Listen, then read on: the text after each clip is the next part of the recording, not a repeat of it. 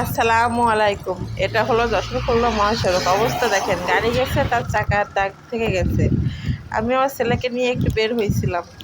বের হয়ে আমি রাস্তার বিভিন্ন স্তরেই গাড়ির ভিতর থেকে দেখছি এরকম অবস্থা, পিচ গলে যাচ্ছে দেখা যাচ্ছে। তার জন্য আমি এখানে একটু ফুলতলা উপজেলার সামনে একটু ভিডিও করলাম আর কি। এই দেখেন কি অবস্থা, বিভিন্ন জায়গায় এই অবস্থা হচ্ছে।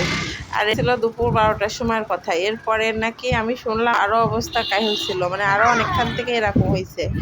যাই হোক, এরকম রোদ্দুরে বের হয়েছে, এখন ঠান্ডা জাতীয় তো কিছু খেতে হবে, যার জন্য এটা করা। এটা হলো দই লাচ্ছি, মানে তার জন্য আছে আমরা এটা তৈরি করে নিলাম ঘরেই, মানে তারপরে খেয়ে নিলাম আর কি। যাই হোক, খাওয়া তো পরের কথা, আগে তো তৈরি করতে হবে। বরফটা গলার জন্য ধরে রাখছি, তাই একটু ভিডিও করে দিলাম।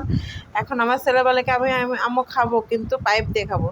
তা দিলাম প্রথমে ওরা একটা পাইপ দিয়ে খেতে, পরে ভাবলাম কি এতবার একটা, এটা কিন্তু বড় 1 লিটারের উপরে।